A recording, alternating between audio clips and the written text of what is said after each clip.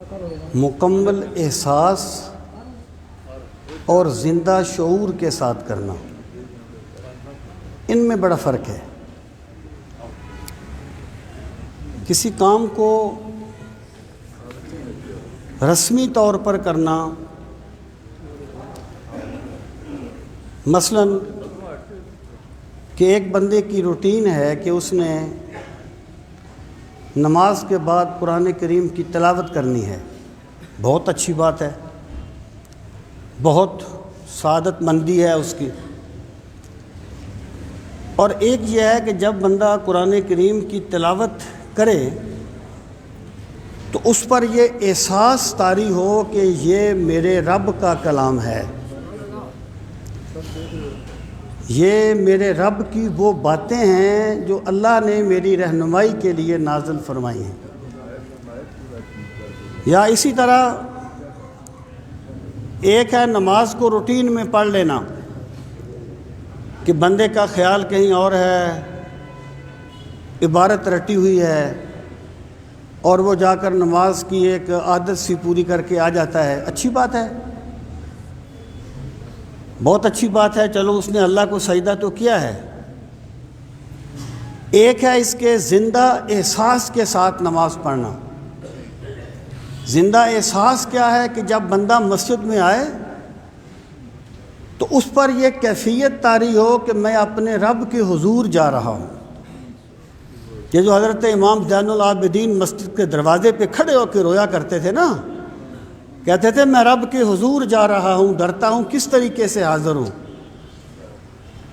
اور جب وہ قیام کرے تو وہ یہ اس پر کیفیت طاری ہو کہ میں اپنے رب کے حضور کھڑا ہو گیا ہوں، اور تلاوت کرے تو یوں سمجھے کہ میں اپنے رب سے باتیں کر رہا ہوں، اور سجدے میں جائے تو اس پر یہ کیفیت طاری ہو کہ میرا سر میرے رب کے قدموں میں پڑا ہوا ہے۔ روایت میں آتا ہے نا، سجدے کی حالت میں نمازی کا سر اللہ کے قدموں میں ہوتا ہے۔ تو جب اس کیفیت کے ساتھ ایک کام کو کیا جائے، اس احساس کے ساتھ، پھر اس کے ثمرات بدل جاتے ہیں، پھر اس پر جو اللہ تعالیٰ کی طرف سے انوار کی بارش برستی ہے، اس کی کیفیت کو لفظوں میں بیان نہیں کیا جا سکتا۔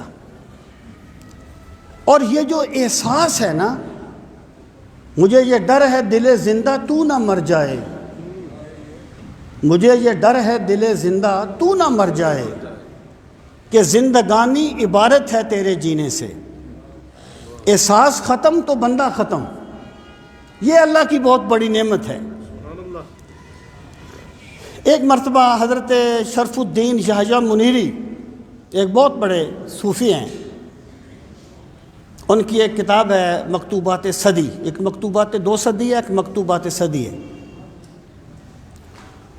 میرا ایک کلیگ مجھے کہنے لگا، بس اس کو اسٹڈی کا شوق تھا، اس کا سبجیکٹ تو کوئی اور تھا، کہنے لگا ایک دن، یہ بڑی پرانی بات ہے، کہنے لگا کہ ایک دور مجھ پہ آیا کہ میں دین سے باغی ہو گیا تھا۔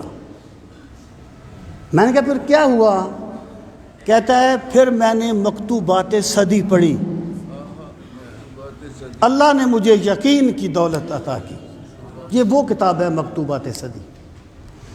تو اس میں وہ فرماتے ہیں، یہ میں احساس کی بات آپ کو عرض کر رہا ہوں، کہتے ہیں ایک مرتبہ بارش نہیں ہو رہی تھی، لوگ اکٹھے ہو کے نماز استسقاء پڑھ رہے تھے لیکن بارش نہیں ہو رہی تھی۔ ایک بندہ وہاں سے گزر رہا تھا، اس نے کہا کیا وجہ ہے، لوگ اتنے کیوں اکٹھے ہیں؟ کہنے لگے کہ لوگ اس لیے اکٹھے ہیں کہ یہ نماز استسقاء پڑھ رہے ہیں کہ بارش ہو نہیں رہی۔ اس بندے نے کہا یا اللہ، میری آنکھ میں جو بھید ہے نا، جو راز ہے، میری آنکھ میں جو راز ہے نا، اس راز کا واسطہ بارش برسا دے۔ میری آنکھ میں جو بھید ہے، اس بھید کا واسطہ بارش برسا دے۔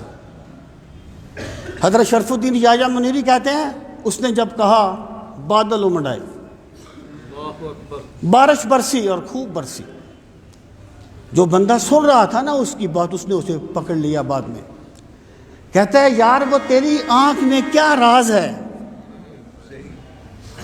تیری آنکھ میں کیا بھید ہے کہ رب نے اس طرح تیری سنی ہے اس بھید کے واسطے سے؟